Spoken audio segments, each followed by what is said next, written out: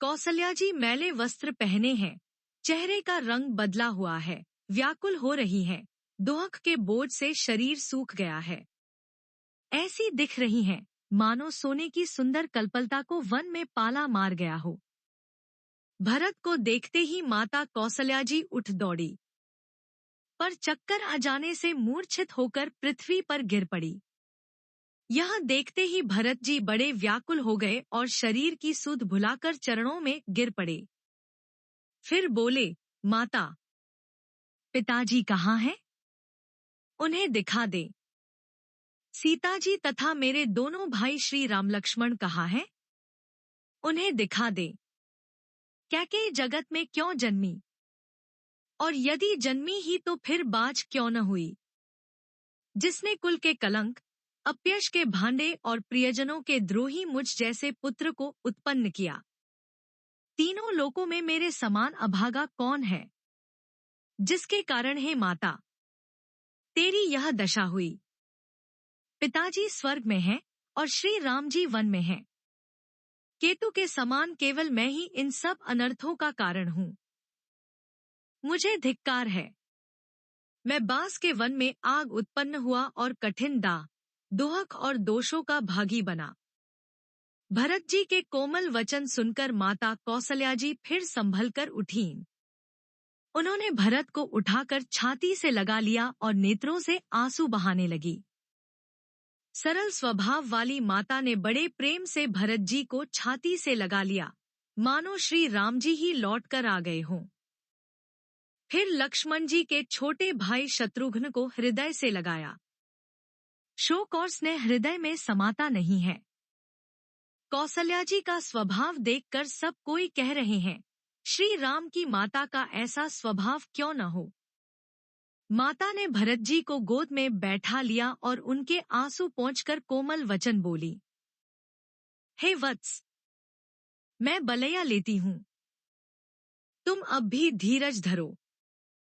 बुरा समय जानकर शोक त्याग दो। काल और कर्म की गति अमिट जानकर हृदय में हानि और ग्लानि मत मानो। हे तात, किसी को दोष मत दो। विधाता मेरे इलय सब प्रकार से उल्टा हो गया है, जो इतने दुहक पर भी मुझे जिला रहा है। अब भी कौन जानता है उसे क्या भा रहा है। हे तात, पिता की आज्ञा से श्री रघुवीर ने भूषण वस्त्र त्याग दिए और वल्कल वस्त्र पहन लिए। उनके हृदय में न कुछ विषाद था, न हर्ष। उनका मुख प्रसन्न था, मन में न आसक्ति थी, न रोष, द्वेष। सबका सब तरह से संतोष कराकर वे वन को चले। यह सुनकर सीता भी उनके साथ लग गईं। श्रीराम के चरणों की अनुरागिणी वे किसी तरह न रहीं। सुनते ही लक्ष्मण भी साथ ही उठ चले। श्री रघुनाथ ने उन्हें रोकने के बहुत यत्न किए, पर वे न रहे। तब श्री रघुनाथ जी सबको सिर नवाकर सीता और छोटे भाई लक्ष्मण को साथ लेकर चले गए। श्री राम, लक्ष्मण और सीता वन को चले गए। मैं न तो साथ ही गई और न मैंने अपने प्राण ही उनके साथ भेजे। यह सब इन्हीं आंखों के सामने हुआ, तो भी अभागे जीव ने शरीर नहीं छोड़ा। अपने स्नेह की ओर देखकर मुझे लाज नहीं आती, राम सरीखे पुत्र की मैं माता। जीना और मरना तो राजा ने खूब जाना। मेरा हृदय तो सैकड़ों वज्रों के समान कठोर है। कौसल्या जी के वचनों को सुनकर भरत सहित सारा रनिवास व्याकुल होकर विलाप करने लगा। राजमहल मानो शोक का निवास बन गया। भरत, शत्रुघ्न दोनों भाई विकल होकर विलाप करने लगे।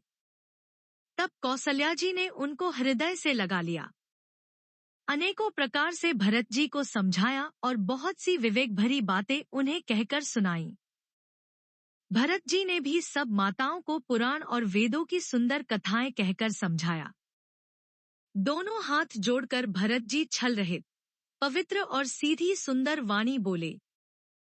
जो पाप माता पिता और पुत्र के मारने से होते हैं, और जो गौशाला और ब्राह्मणों के नगर जलाने से होते हैं, जो पाप स्त्री और बालक की हत्या करने से होते हैं, और जो मित्र और राजा को जहर देने से होते हैं, कर्म, वचन और मन से होने वाले जितने पातक एवं उपपातक, बड़े छोटे पाप हैं, जिनको कवि लोग कहते हैं, हे विधाता, यदि इस काम में मेरा मत हो, तो हे माता, वे सब पाप मुझे लगे।